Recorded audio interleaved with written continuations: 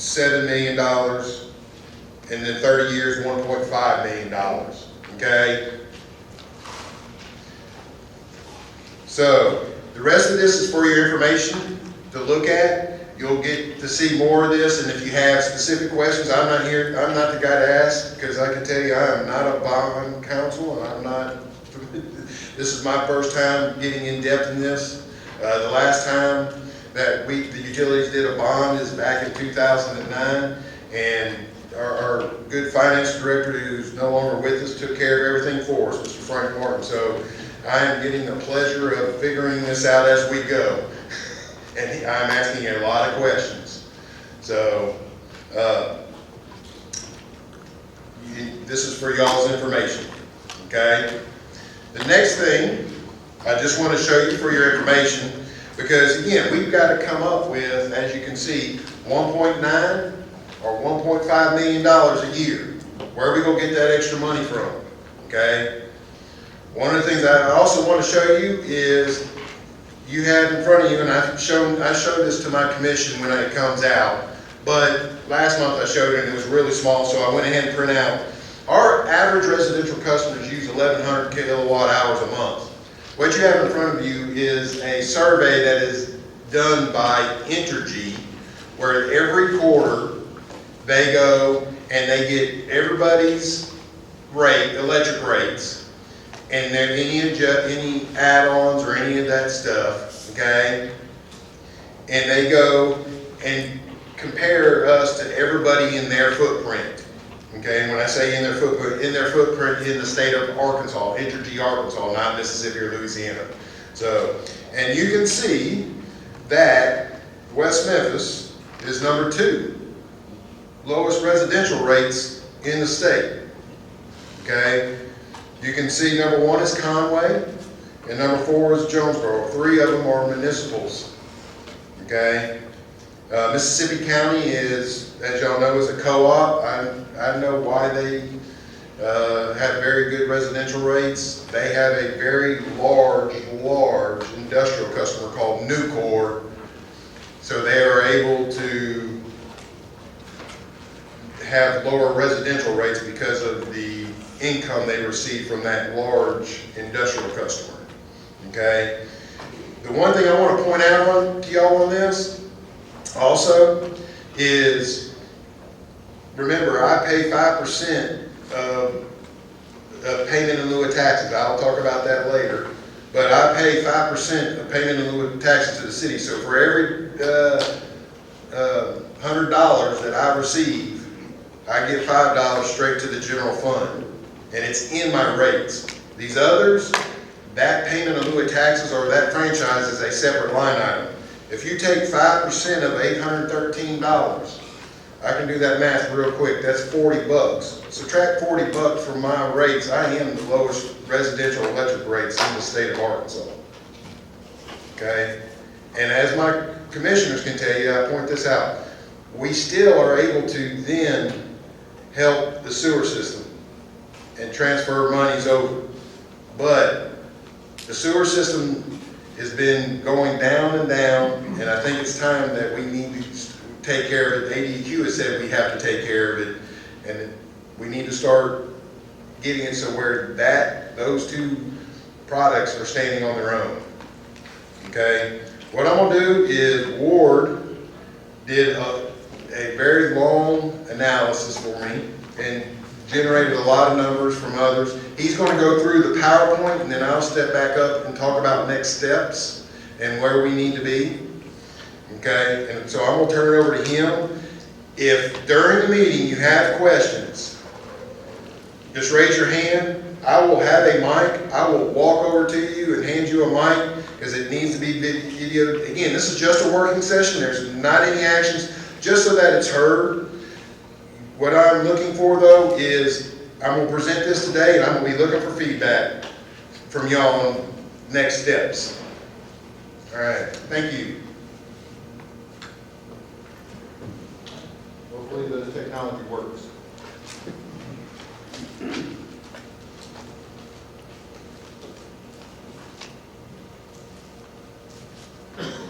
Imagine that. Try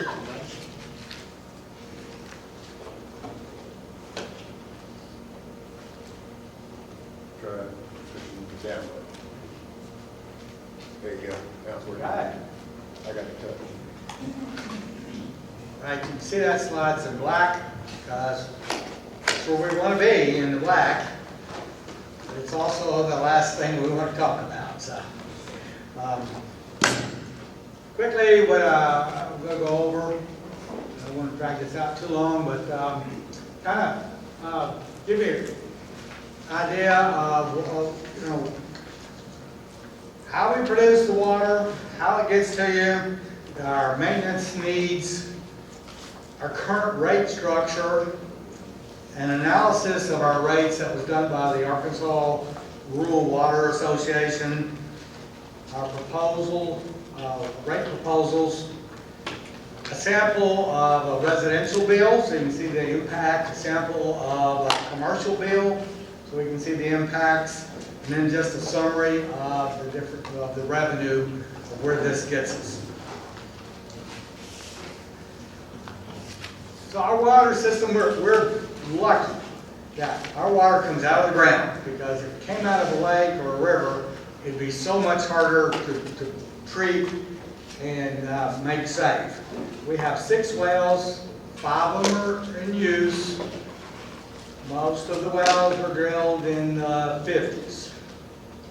We have 1 well that was drilled about 20 years ago. It's not in production. We'll talk about that in a minute.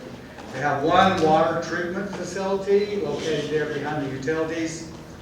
We have the 4 elevated tanks that you see as you drive through town.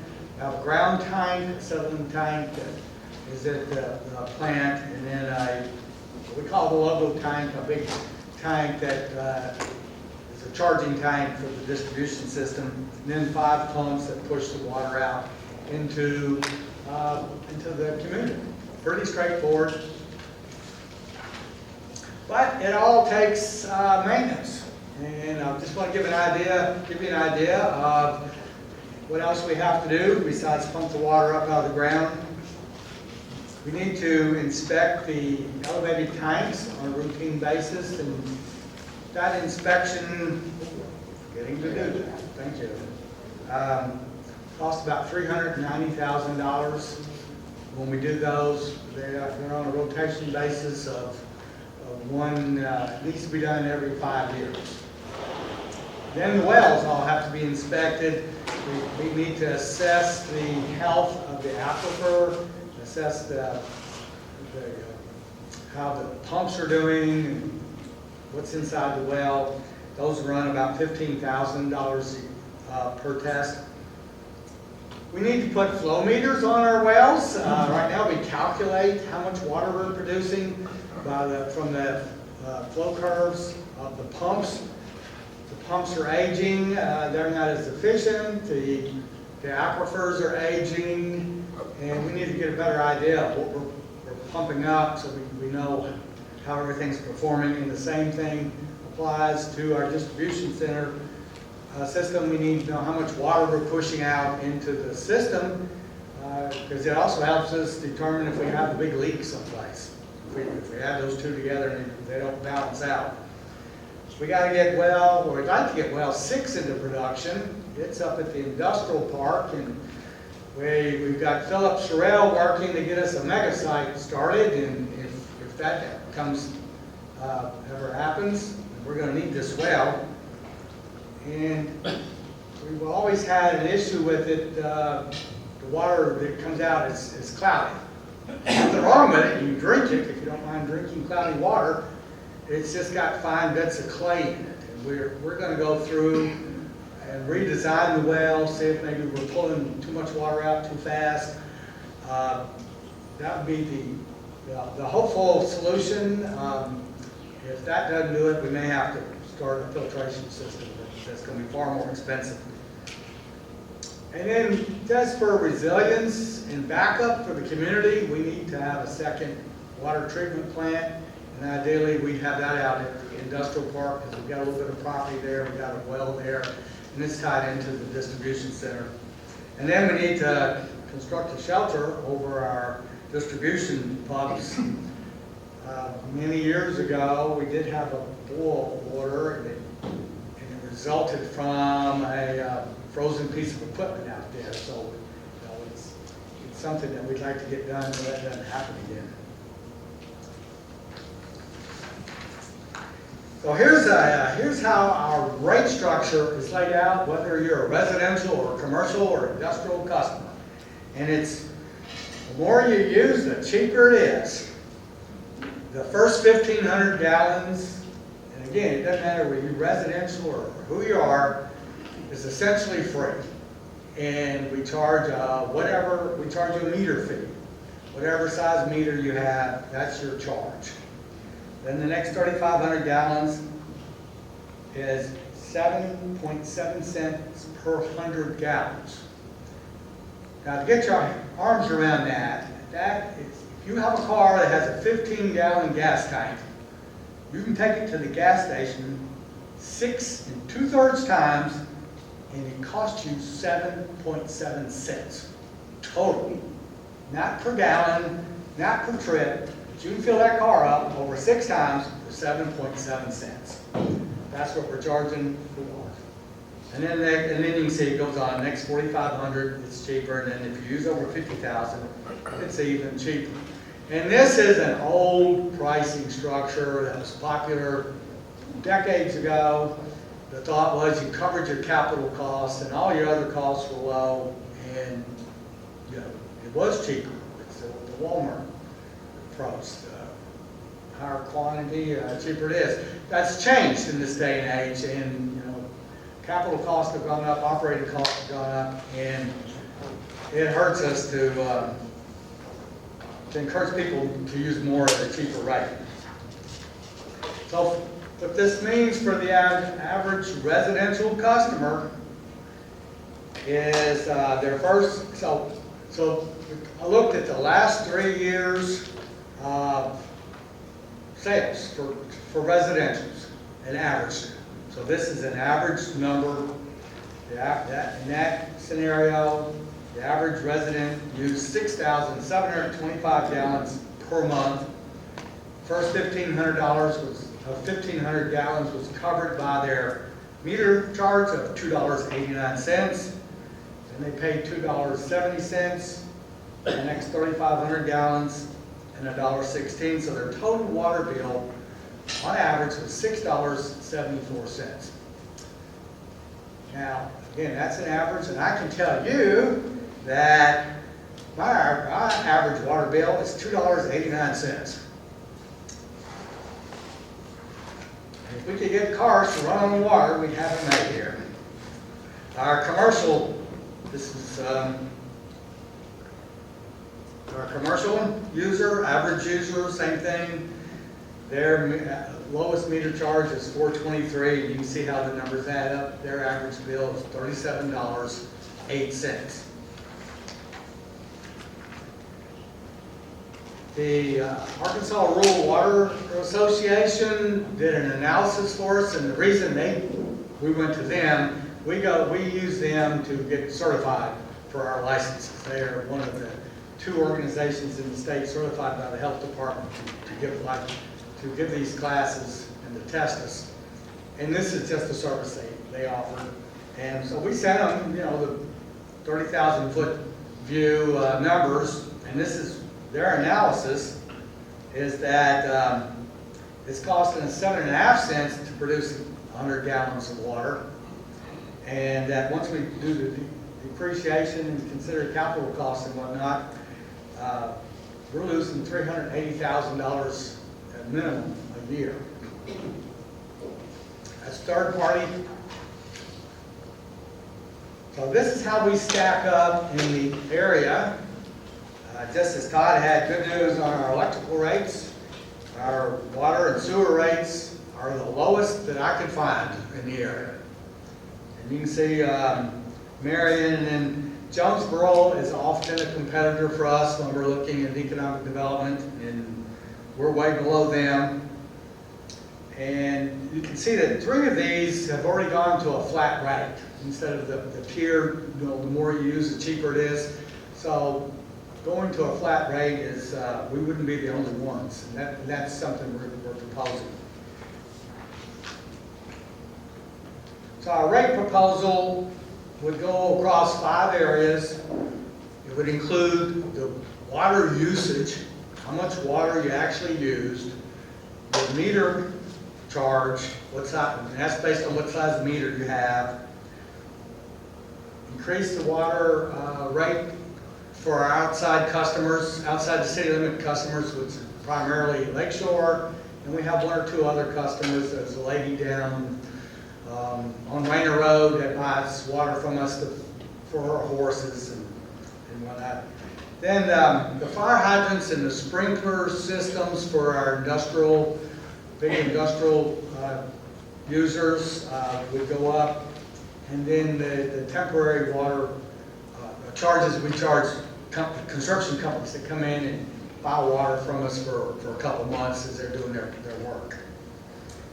We're looking at spreading the increases over 3 years across these categories, and then going to an automatic consumer price index rise every January, but cap it at no greater than 2%. And that's so we don't have to come back here in 5 or 6 years.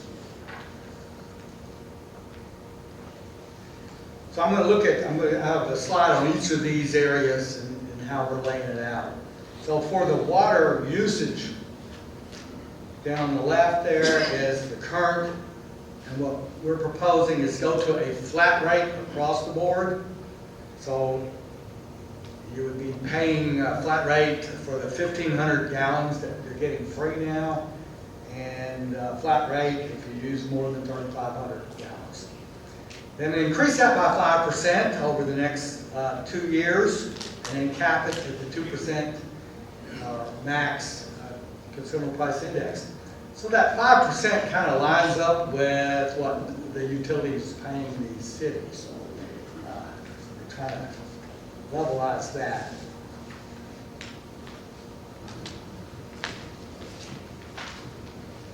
So this is what the rate structure change proposal would look like for the water meter changes. Residential are 3/4 inch.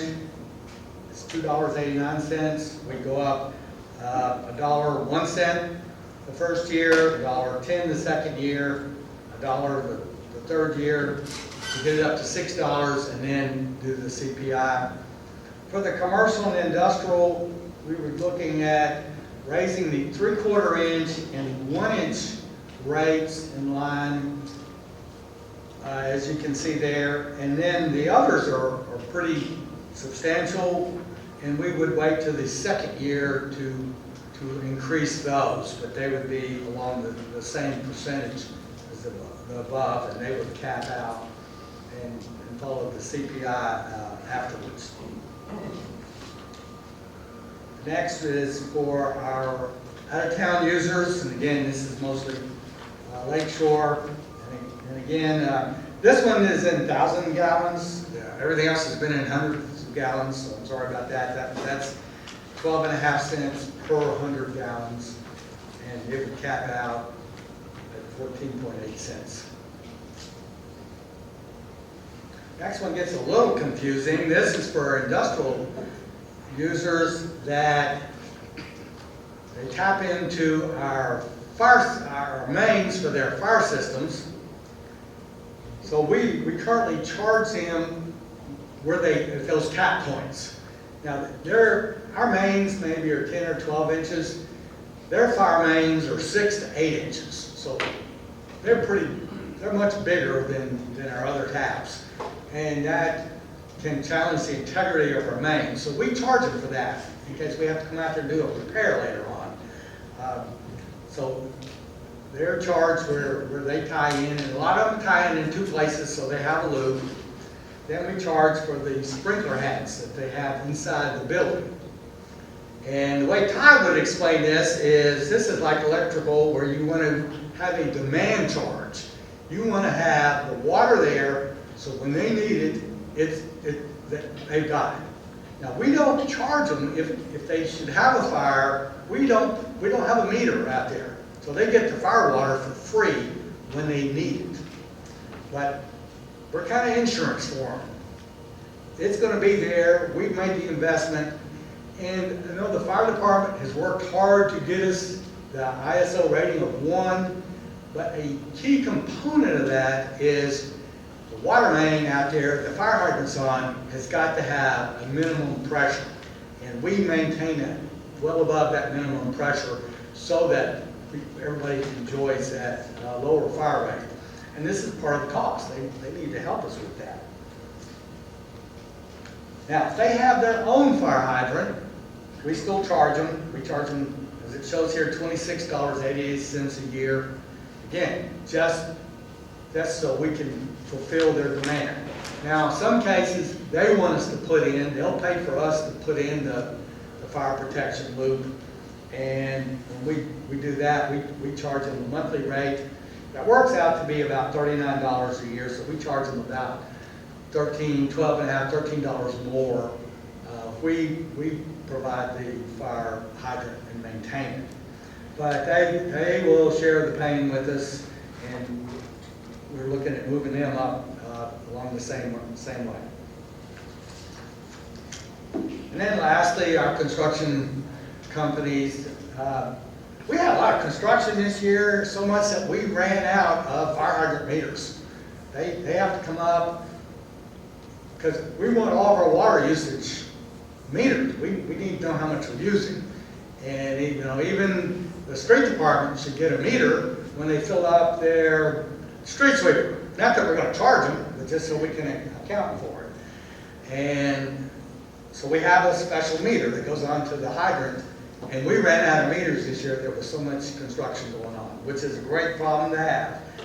But we charged the contractors, as you can see, $56 for a 2-month rental. And that's for us to go out there, install it, and pick it up. And then we charge them per their usage. And then we would go up with that. So that pretty much covers everybody that uses water in the community. And how does that impact our residentials? Because I think that's what we're most concerned about. So here's a breakdown of the 3 years of increases plus the 4th year at a 2%, which would be the maximum rate. So in my case, my water bill would go from $2.89 to $3.90. The average water bill would actually go up $2.34 from $6.74 to $9.08. And you can see the increases are less as we go across. And at the maximum 2% after year 4, it's a 23-cent increase. So how does that impact our standing with everybody else in eastern Arkansas? Well, when you combine the two bills, the water bill and the sewer bill, we're still the lowest. For the first 2 years, we remain the lowest. In the 3rd year, we creep up a little bit above Marion, but we're still a good $10 below Jonesboro and everybody else. So this proposal should not hurt our economic development recruiting activities at all. It keeps us right there and where we are now. For our commercials, here's what the increases would be. Be an $8.10 increase the first year per month, and eventually it'll go over to where it's $1.10 on the CPI.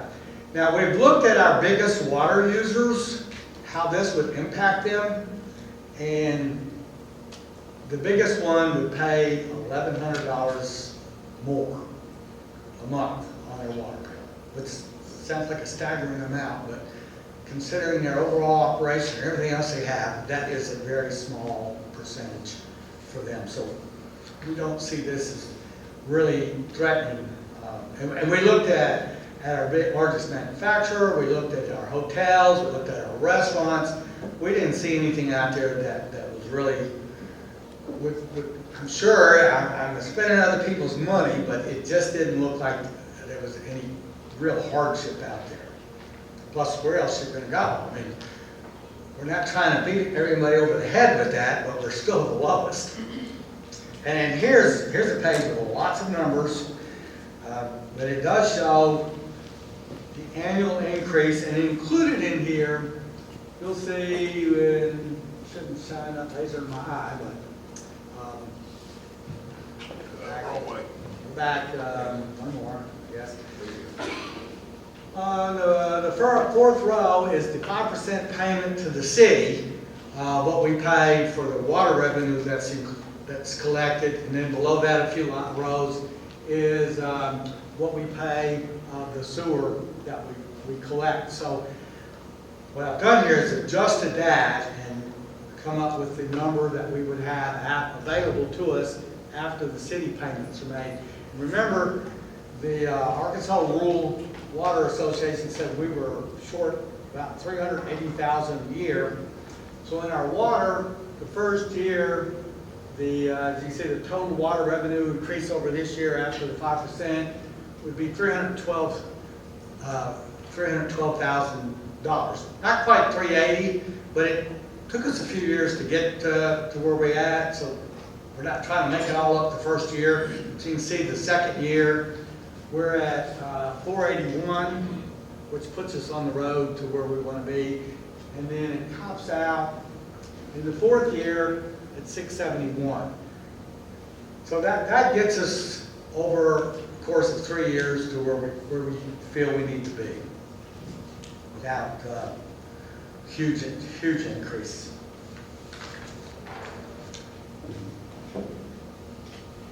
And here, I've just done a breakdown of what our residents' water and sewer bill combined will be, because our sewer rate generally is 132% of our water bill.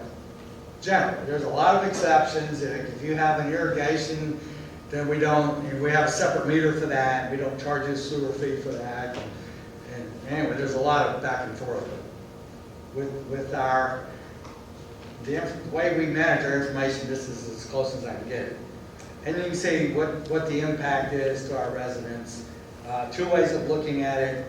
One way is the yearly increases, which is the row second from the bottom, and then the other one is increase from this year.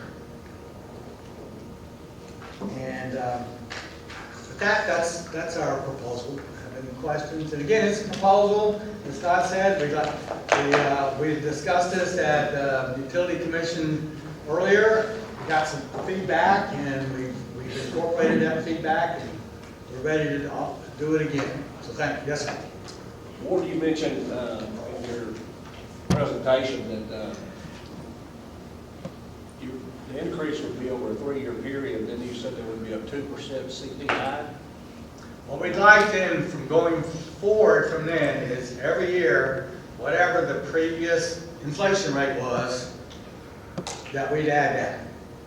So that would be an annual increase. There would be an annual rate increase, January, June, whenever we pick. Right.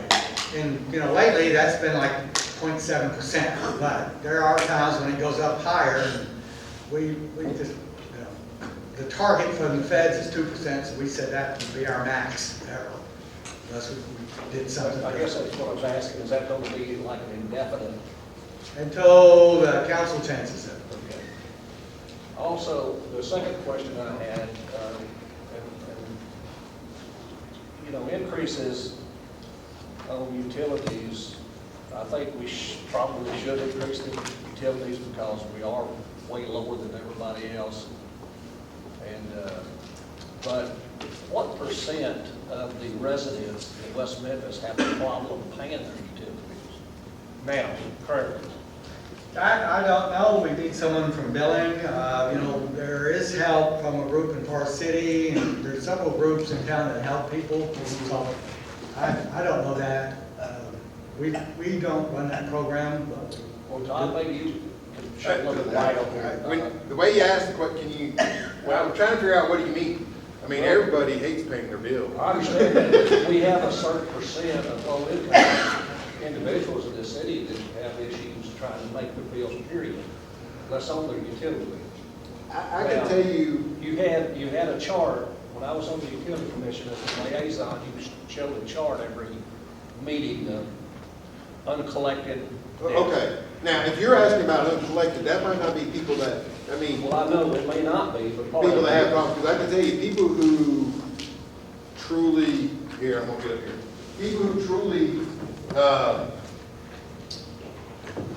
manage their money correctly. I can tell you, there's one lady who uses that organization. She actually, who is a lower income, but she then gets her monies, and they actually pay a couple months in advance, and she knows that. I mean, I think it's a matter of them managing their money properly on the things that are necessary to that person, or important to that person, because, it's the CRDC who has helped a lot of residents in this area because of the COVID this year, and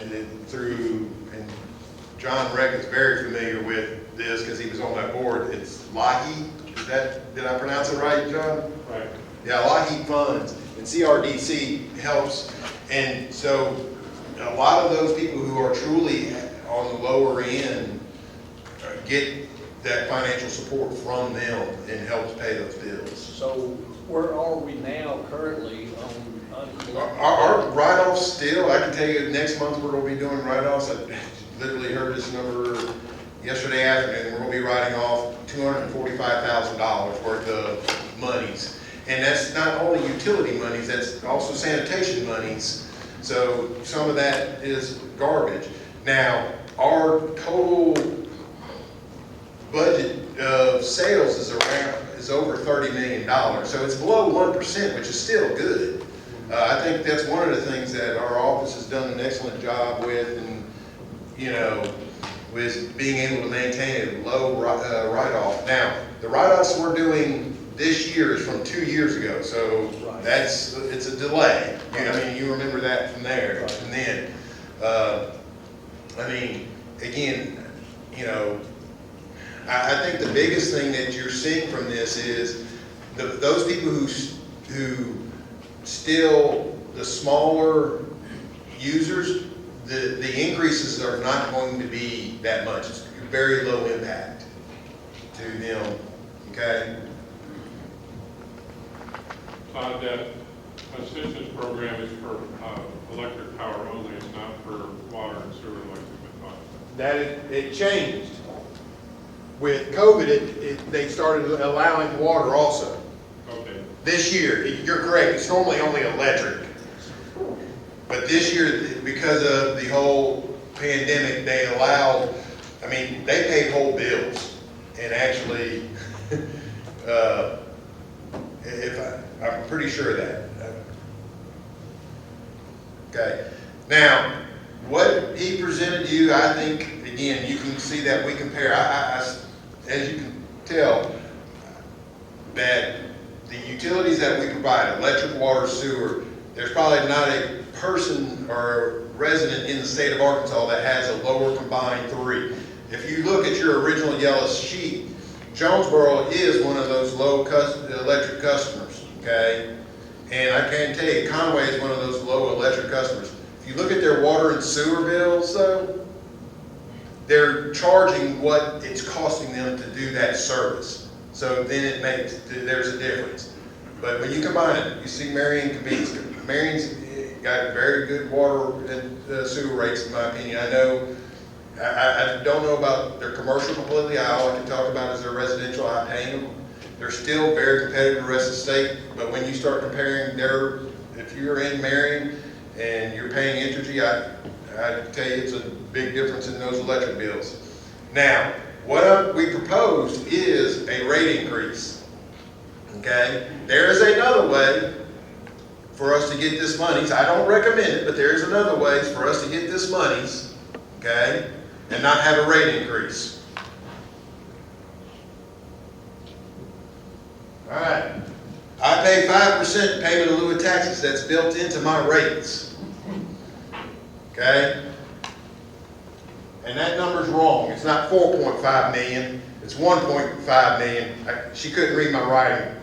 Sorry. It's $1.5 million. I transfer to the general fund, okay, and it's in my rates.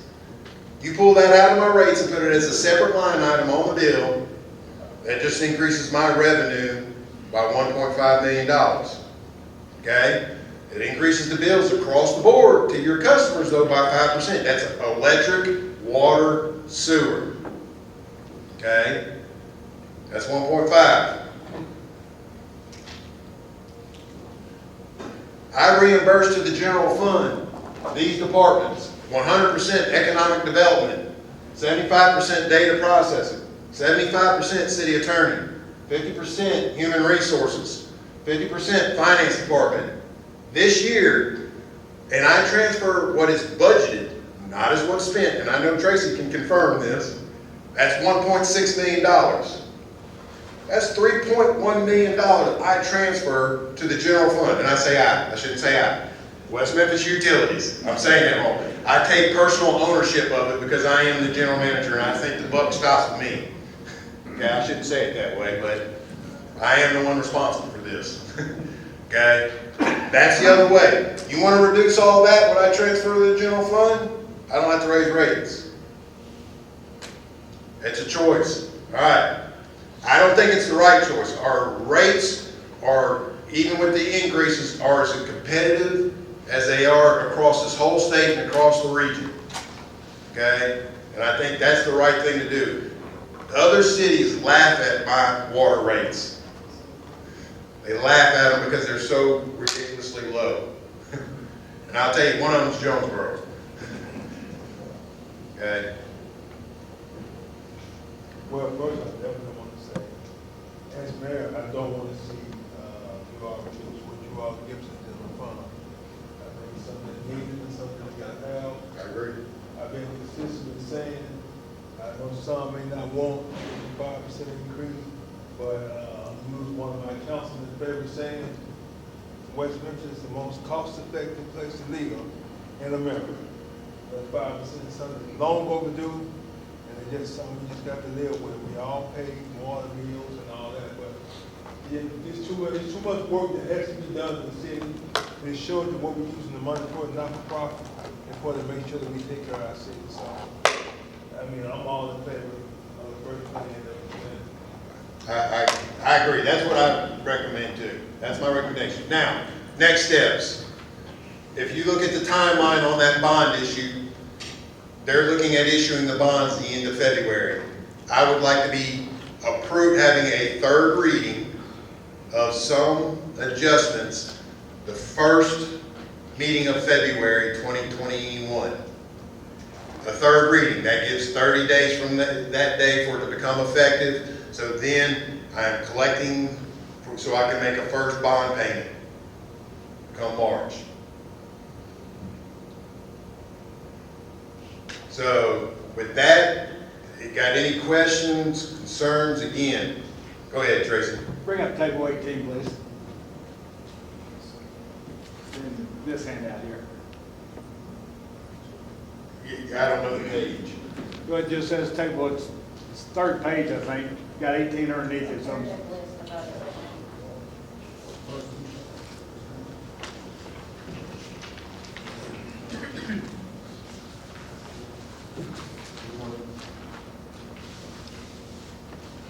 Tell me where, when I get there. Okay.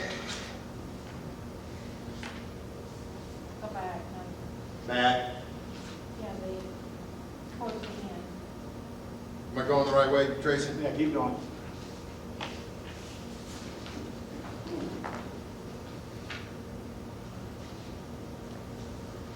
I went too far. No, I didn't.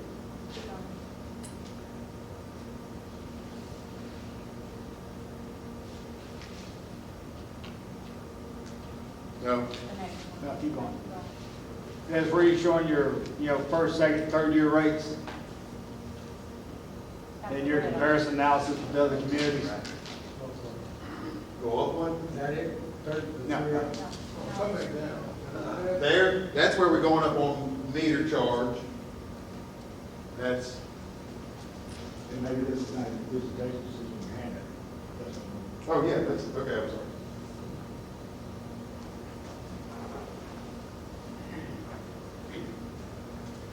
Sorry, Yeah, I I'm think going this back. question is probably more directed at Ward. it is you for a second. The 24-22 at the end of year 2, and when you look at the 20, 25, and 30, which does this represent? I'm sorry. On the repayment, Okay. going with that analysis, does that represent the 20-year, 25, or 30-year repayment of the debt? These two are disconnected. Yeah, Again, at 24-22, times the number of connections you have, what's the total revenue Okay, in that's relation to another- the debt? that's okay.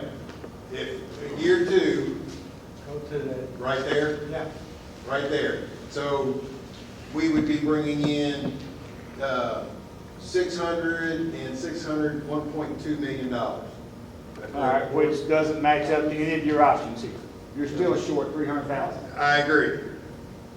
I agree. All right, so what are we Is that doing? right? no, Okay. no. Okay, so, That bottom. right here, total water revenue increase over current year, year 1, so year 2, which is the one you're looking at, we would bring in an extra 481,000, which is 100,000 more than our shortfall. Right, but But go that's down, not go down to, now in sewer, we're gonna bring in an extra 630, that down, right there. That was right. So it's $1.1 million. Is that, okay. Yeah, I'm looking at an increase of a minimum of 162,000 per month. Correct. And you're at 481 annually? 1 point, no, What's the annual increase? Right here. 1.1, that's water only though. Right, you add the two together, and it's Yes. 1 point. 1.1 million. All right. I know. I'm So still what are your 300,000 if I options? go to a 30 We're year. $800,000 short. Oh, okay. 30 year, we're $300,000 short. I agree. Are we looking at some form of subsidy in that issue, or? That's where I'm Are you planning assuming on the 2% slowly. CPI? That's the whole key. Okay. Is whenever you come there, because then the next year, we have up, you're at 1.4 million. No. So I'm getting closer and closer, and then you start doing the CPI, that we start to get to where, and I have reserves, so I'm not hammering. And as most of y'all know, I already subsidize, my electric already subsidizes my sewer by a substantial amount of dollars. We know that today, okay? What this is doing for me is I just signed a long-term power supply contract for 5 more years to 2026. This is getting me to where by 2026, I am breaking even in water and sewer. And if, you know, something happens in electric, I don't have to adjust electric rates. See where I'm going? I'm getting at is just make sure everybody understands that even with these adjustments, it's still not on an even par with where your costs are. That's correct. You're still subsidizing the water and sewer bills for the residents of West Memphis. That's correct, through my electric. Correct. You are absolutely correct. All you're doing is offsetting it a little bit, but I'm getting it to where, and I can tell you there's, the CPI index thing, I didn't invent it. Several communities have done this several years back so that they keep up with inflation and cost of goods. So where it's just an automatic thing, I agree. you know. And 2%, that's what I think residents would prefer that, a little 2% increase that is pennies versus, oh, I'm sorry, by the way, I've got to do a 30% increase this year, and, you know. Again, your proposal is a 2% max. That's correct. CPI is 0.08. That's what it goes up by. That's what it goes up by. That's correct. But isn't that just keeping up with inflation? That is correct. Okay, that's not cutting your bond issue. It's just keeping up with your regular costs. of Right. inflation. So you haven't gained what you need to gain by doing more. Other than, unless my price of my goods don't go up to necessarily what inflation goes up. I know what you're saying. My goods could go up more than what inflation costs too. I know. No matter what, I'm sitting there, you know, chasing a number. but at least this is allowing me to get a little bit each year. What are you proposing on the bond issue, a 20, 25, or 30? I'm still, as I said, I'm learning this one as I go. I would prefer to do a 20-year, but I'm going to sit down and run numbers more, because the reason I would, and it's Todd, that's a Todd Peterson opinion, the reason I would like to do a 20-year is because I see how much money it saves the citizens over the period of time, okay? I mean, you're talking, what was that difference? Well, the first year, 38 you're to gonna be 46? 1.2 million short. If you do a 20 year, you're gonna be $1.2 million short the very first year. When you look at that versus what you're already subsidizing as of It's today, 1.9, it was 1.9, and I'm at 1.1. 7. you're showing 312 and 412. So you're picking up 724,000. And you got a $1.9 million debt. So you're still 1.2 mil short. He's at the 412 and 312. Okay. So, again, but with what you're subsidizing today, That's what's where the I'm at. difference between the 1.2 and where you are right now anyhow? That's where I'm subsidizing by about $2 million. Again, we're much better off going from a subsidy standpoint and reducing the losses to the utility. Correct. I prefer the 20 just because I hate paying a lot of interest. I agree with you. That's just a personal thing with me. That's where I'm struggling also, Tracy. Yeah. But then I start to look at the numbers of $1.9 million I agree. annually versus, I'm like, okay, that's $400,000. But I'm with you personally, because I know how I finance my house. I want to pay as little interest over the life because, I want to be paying principal. Well, you're still $800,000 ahead I from where agree. you are today versus where you'd be at the end of year one. Correct. So, you have some additional revenues there to do other projects that need to be done. Right. Without a doubt, so, okay. Let me ask this question. Let's say for hypothetical, if the council was playing politics, and said, okay, well, utility commission, we're not gonna approve this, we're not gonna pass it. What happens then? What happens to, I know, hold on. Now, which part? If they don't approve the bond issue, if they don't go and approve the bond issue, ADQ will sit there and just wait on us, and then 2023, we will start getting fined, because there are fines built into that administrative order. And I can tell you, they're looking for benchmarks, because we have to give a report to ADQ every 6 months of what we're doing and how we're progressing on getting this work done. And I can tell you, building, because remember, the biggest line item on there y'all saw was the expansion of the wastewater treatment plant. Okay? So what we're doing is, we're going to expand the wastewater treatment plant. That will get us to where we can go and get extra capacity to handle the waters that come to us. We then are going to start fixing our other problems out in the system, because it will take a lot longer to fix all the lines that are out in this city, okay? That's going to be a long, ongoing process, okay? If you are not moving forward on that, they will start to address it. That's why it was signed by the mayor. Actually, the mayor signed that administrative order, and that's one of the reasons they put it in place, is basically it comes in and ADQ comes in and can fine you, and then potentially EPA. Fines will be more expensive than the payment. You better believe it. And that's You why don't I want the asked the question. EPA on you. You do. I can tell you, and some of y'all might have known this, but Fort Smith got fined, and they got fined $500,000 where they just handed $500,000 to ADQ. Didn't get to put it into their system, didn't get to fix anything, handed them $500,000. That's the reason why I asked you. I We know. talked about it. I just I know. want you all to understand what we Plus, got ahead. did EPA come in and set their rates Yes. to pay for it at like 4 times or 5 times what their current rate was? They can come in and they can take care of our business for you. This is what it's gonna cost, this is how you're gonna pay for it. And trust me, they know our rates. And they are not gonna come in here and mess with our rates as long as we're doing what we're supposed to do. we don't do what we're supposed to do, they will come in, because as Memphis, Tennessee, the Department of Justice came in over there. They will do what they need to do to make sure you're taking care of the environment. Just again, I guess, make sure everybody understands, this is not an exclusive issue with the city of West Memphis. No, Every city in the state of Arkansas went under some type of an order yes, to get in compliance. correct, These are Everyone. federal and state regulations that we all have to live by. correct. No options here. There's no option.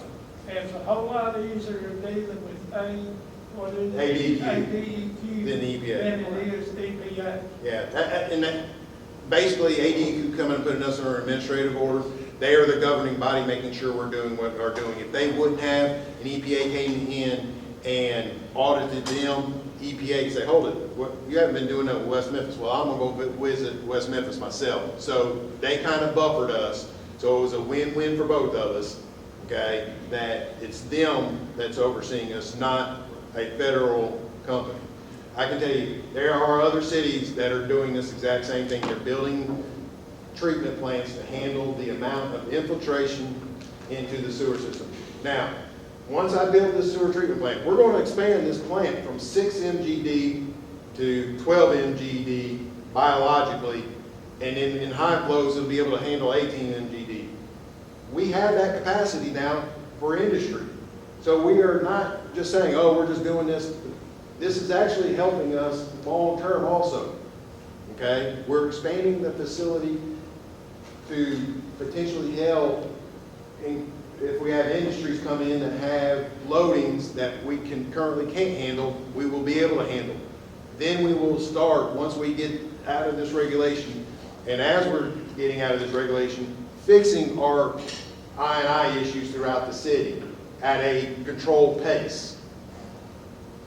Because I can tell you, the lines in our ground, as y'all know, some of those lines on that east up part of town have been there longer than probably everybody in this room been alive, and they're still the same lines, and they need some TLC.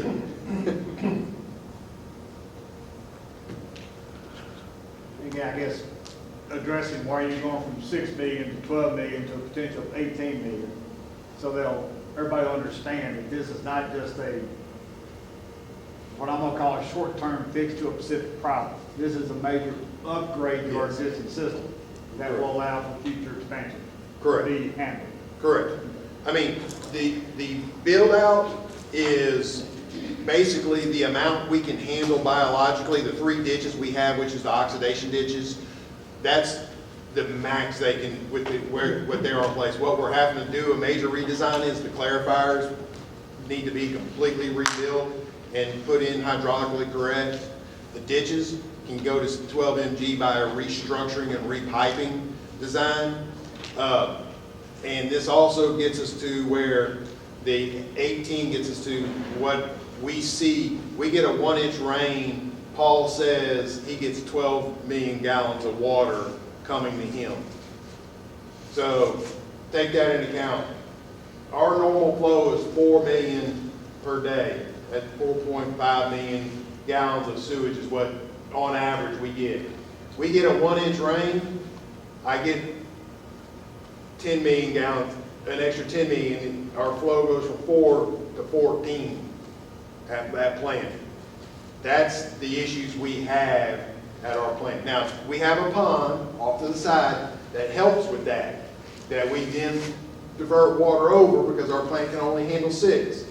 But when you get in February, in the past few Februaries, we've had 1 inch on Monday, and then we'll wait 2 days, and then we'll get a 2-inch on Thursday. And then, oh, by the way, a couple days later, we're getting another 1-inch rain.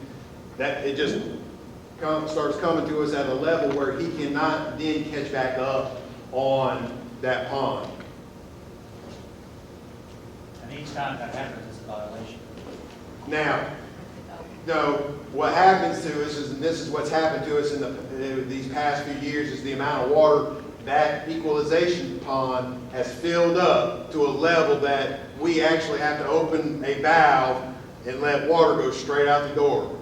What we're doing is we're blending it. We're taking rainwater that's coming in and treated water and blending it and sending it out the back door. And when I say rainwater, it's technically water that's come through our sewer system that is not treated.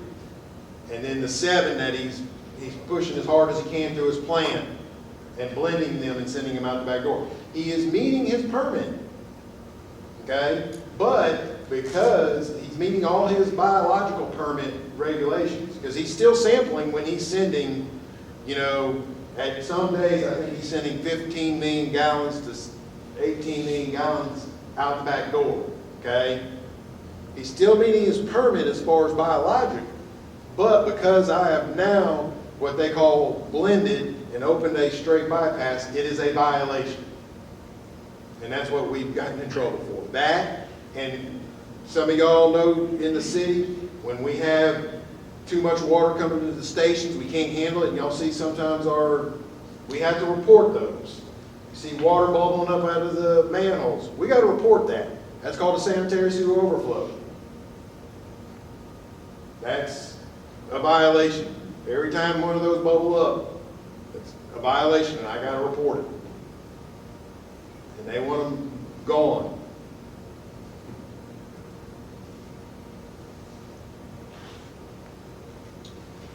Any? I'd like to say something going back to the rates a while ago. When I was in the city of Marion for all those years in the dry cleaning industry, I used a lot of water. You had water for cool down on your equipment, you had water for your washers and everything, steam, everything. I had a good friend here in town that had been a pioneer of the industry. He was born and bred into the dry cleaning business. He was paying on average of $75 to $100 a month for water. And I was paying anywhere from $250 to $700 a month for the same amount of water. So don't compare Marion and West Memphis together.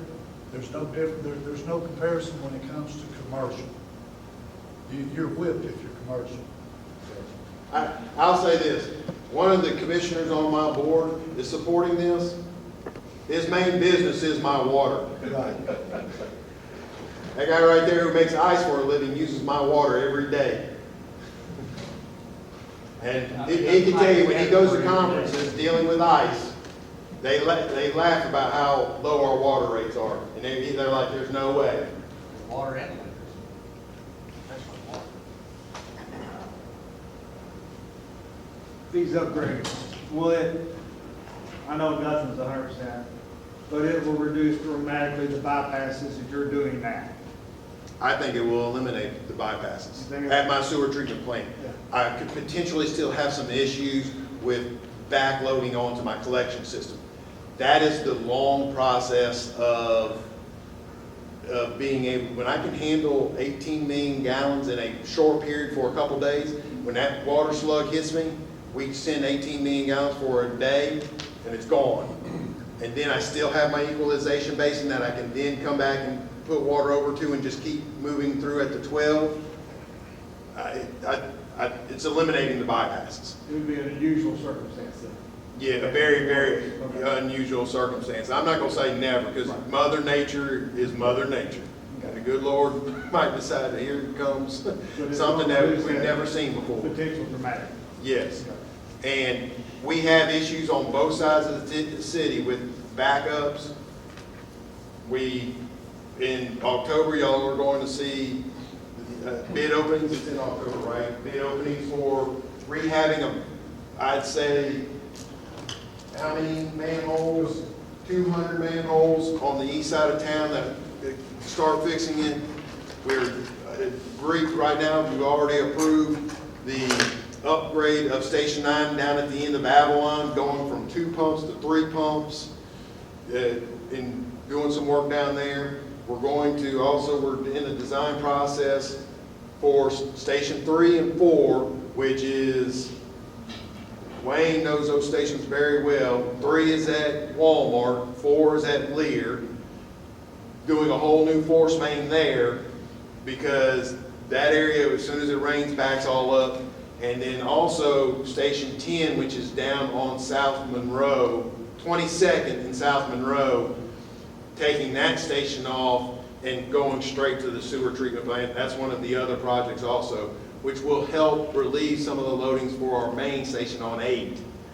But I gotta have a plant that can handle the amount of water, because when I take 10 and I go straight to the plant, it increases the loadings. When I take 3 and 4 and I try to shove them down and so where our system is not cascading like it is, I'm going directly to the plant. That plant, I need to be able to handle that water. Because if I just say, oh, I'll just send it to the plant, I mean, I haven't fixed it. Or let me rephrase it. I made his problem worse and fixed my citizen, the problem within my citizen. So it's a twofold thing. I have a question. Yes, ma'am. You said if you want straight to the plant, you should eliminate the flood waters. I'm not gonna say floodwaters, the backing up associated with people's sewer systems within their, you know, where, Yeah, because I know back when you was talking on one road, that they always had a bad problem. yes, ma'am. See, that station actually, and I've described this, but I'll just describe it again. Our station is, our sewer system was built, they started out with like 2 stations, and then they said, hey, oh, we're going to expand to the north. And as they expand, instead of having a big trunk line built out throughout the city, and they all go to that big trunk line, they said, oh, well, we'll just build a station and we'll pump it to here. Oh, we'll just build a pump station and pump it to here. The water at Walmart gets pumped 6 times before it gets to my sewer treatment plant. I mean, that water's probably done been stirred up so good, I can probably send it straight out the backyard anyway, because it's done been oxidized by pump so much.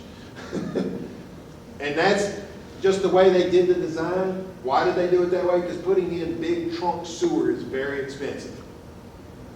I mean, it's big pipe. And when I say trunk sewer, you're talking, you know, 60-inch pipe laid out.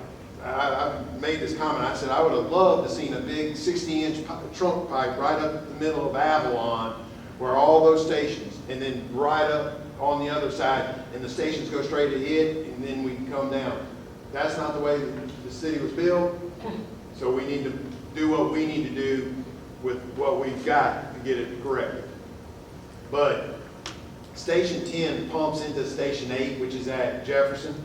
Taking that off of 8 will help that area, because 8 is a very big station area, and taking that off will help the loadings on that station.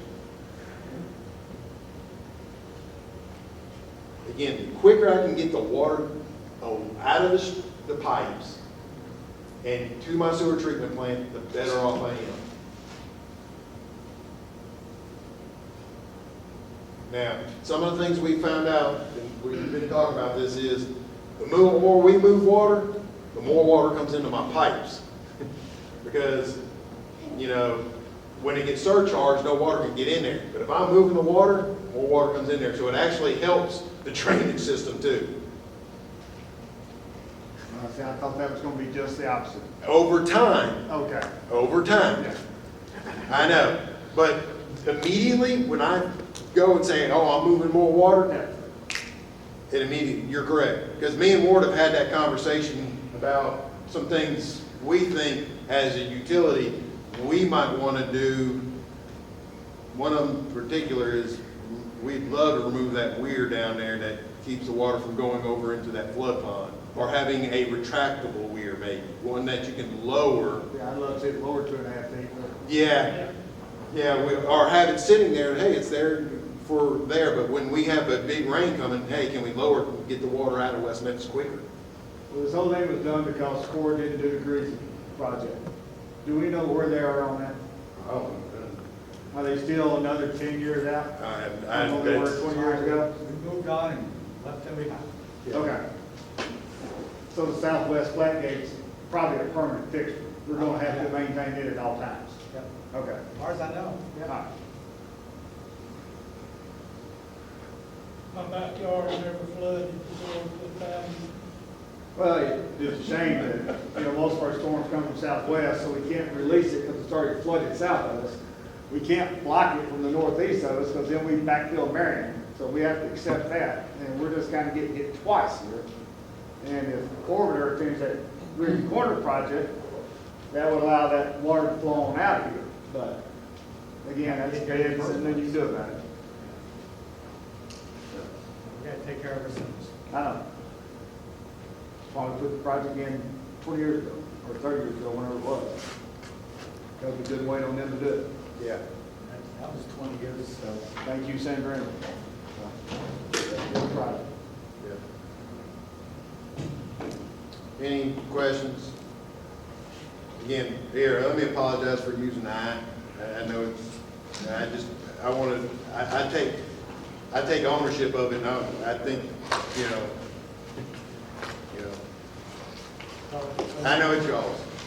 Next steps. Next steps, again, feedback, I'll be coming back with a proposal in writing if I don't hear anything else. I would rather move forward with it, so wait. Okay, That's just me. all right, thank you.